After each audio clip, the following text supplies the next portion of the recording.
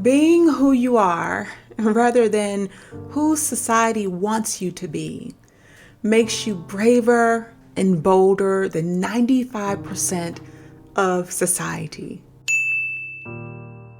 When you have the strength and the courage to be who you are called to be in this life, rather than whom society pressures you to be or to become, that makes you braver and bolder than 95% of society. However, even with that in mind, there may be an invisible poison that you keep feeding yourself unintentionally. This poison or substance may be affecting your health, your well-being, your mental well-being, your emotional well-being, your physical well-being even, and probably affecting you on a soul level as well. I'm not enough, or I can't do this, or what I have to offer isn't enough. It always starts like that, right? So I'm talking about negative self-talk, or the process of self-sabotage. When we sabotage ourselves, when we speak to ourselves in a negative manner, we don't realize that this destructive talk, or as I say, whispers of doubt, is an invisible poison that we keep eating. Words and thoughts like, I can't do this, and I won't be able to, and I'll never be good enough may seem innocent at first, but they are negative affirmations that we ascribe to ourselves. And with time, because nothing usually happens right away, we don't see the side effects right away. It happens over time. So over time, these negative descriptions that we're saying in our heads become self-prophecies, detrimental to our joy and self-esteem and our overall well-being, especially as women. But it's sometimes not as easy for us to grasp something so detrimental without a mental picture. So let's talk about Sasha. Now, Sasha is a working mom and a creator, maybe like yourself, like me, and she loves her career. She excels at her job, but like many of us, she constantly battles with thoughts of not doing enough or being enough for her family or society. Can you relate? Does that sound familiar? I can relate to that. There's no shame in my game here. I can relate to that. And over time, this repetitive cycle of negative self-talk and negative self-sabotage, and it's not something that she's expressing verbally. She's not saying these things out loud. She's not going around saying, I just don't feel like I'm good enough, and I just have nothing to offer. She's not sitting around in the mirror looking at herself like, girl, you're just not good enough. No, she's not doing that. These are whispers of doubt that's going on up here and in here. And over time, the repetitive cycle of doubt eventually weighs on Sasha's mind and her heart, and eventually affects her happiness and her relationships. And like Sasha, we're no different. If we are ascribing these affirmations over ourselves, because affirmations can be negative or positive, we're so used to hearing, positive affirmations, and you got to just speak positive affirmations all day, every day. And don't get me wrong, there's nothing wrong with that. But a lot of the times, we're speaking negative affirmations over ourselves without even recognizing it. That's why Sasha's story, and it may even be your story, is so vital. It's critical to understand how detrimental negative self-talk is to our well-being. While that may not seem vital, like I said about Sasha's story right away, women more than men, believe it or not, tend to internalize these negative thoughts. And I can believe that. That's definitely not hard for me to believe. You know, women, we are emotional creatures, and there's nothing wrong with that. We can be soft, we can be brave, but we're natural nurturers.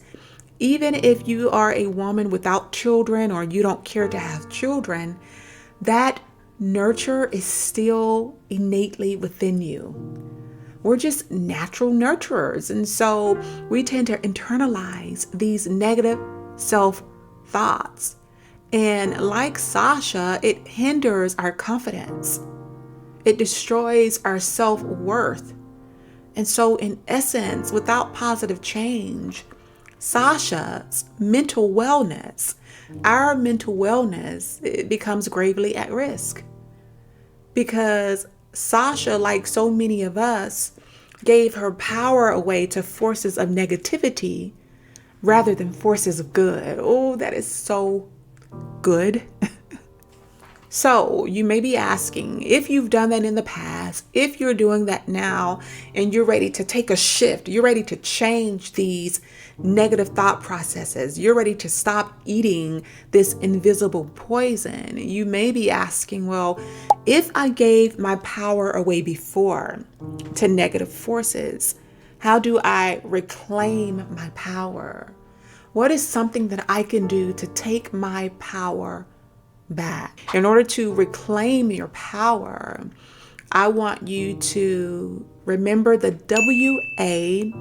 WAWWT principle. That's a tongue twister. If you remember nothing else, I want you to remember what I call the WAWWT principle. In essence, before breaking the habit of negative self-talk, because you have to realize it is something that you're doing, right? So before breaking the habit of negative self-talk and self-doubt and other forms of self-sabotage, we must realize that we are what we think. We are what we think. That's where you get WAWWT from. We are what we think. And we also have to understand that our mindset shapes our reality. Yes, that is awesome. Our mindset shapes our reality. So that means we hold the power to shift a negative mindset, a negative thought process into something powerful. So in other words, by using your power to choose your thoughts, you can alter your perception and your everyday experiences in life. It sounds sci-fi. Even saying it, I'm thinking like, this is not the X-Files. I know it sounds like far out, like space out, kind of far out. But I promise you, we are what we think. If you see yourself as amazing, 9 times out of 10, you're going to operate in the energy of amazing. And the opposite is true as well. If you see yourself as lackluster or not good enough, you're going to operate in the energy of lackluster and not good enough. It's simply a mind and heart thing. We are what we think. The principle is reality. It matters. So therefore, think of yourself on a great level and you will be great. It works like that, even though it sounds sci-fi-ish. Let it sound sci-fi-ish, sis. It works, I promise you. And so you're able to choose your thoughts to warp your reality in a good way. Because we can either warp our reality in a negative way or a positive way. It's all about choice. If you talk to yourself like someone you love on a daily basis, you are going to become more love. That's how it works. What we put in here, what we tell ourselves, that's who we become. So if you're speaking to yourself on a kind note every day, and I know it's hard because we disappoint ourselves. We're human, living a very human and hard life. So it is difficult. But with patience and with perseverance, if you practice speaking to yourself every day like someone you love, you will become more love. And the second way to reclaim your power is embracing the affirmation shift. And I know it sounds fancy, but it really is 3 tips that help you reframe your negative thoughts into positive thoughts. That's what affirmations are. That's what positive affirmations are. They're simply reframing techniques. That's what we hear a lot in psychology. They're techniques to reframe our negative thoughts, those thoughts that are hindering us on a negative level, into positive thoughts that are capable of pushing us down a positive path. Ooh, that is so good, if I must say so myself. So, the affirmation shift is 3 steps. And the first step is to identify the thought. So this is step 1. To do this, you want to start by noticing the negative thought or thoughts that you have frequently. Step 2 is reframing it. So write this thought down, like I said, and then write the opposite of that negative thought. So you're writing down a negative affirmation, and then you're writing the opposite of that. And so you're doing a positive affirmation. For example, replace I am not enough with I am worthy and capable. And lastly, step 3, practice this affirmation daily. Do this in the morning if you can. Say it out loud. This is not something that you want to say to yourself. You want to radiate the atmosphere. You want the atmosphere to feel and hear you. Don't go around screaming this throughout your house or in the neighborhood. I mean, don't get on the megaphone and your social media and scream it everywhere, but say it out loud. Say it with strength. Say it like something you mean. This is something you're speaking over yourself. This is something that you want to happen. This is a positive change that you want to see. So I want you to shake up the atmosphere when you say it, because saying it with confidence means that somewhere in here and up here, you believe what it is you're saying. Even if it's not 100% yet, it will become that, because a habit takes time. So over the course of 30 days, do this for 30 days. You're going to be like, I feel so much better. I do believe in myself more. I can do this. I am enough. I do have enough to offer. I don't care who doesn't like me. I am who I am, and I am enough. I want to give you a positive affirmation. I want to leave you on a positive note, and it's something that I want you to say before you stop watching this video. I want you to say, I release the doubts that hold me back and embrace my infinite potential with confidence and grace.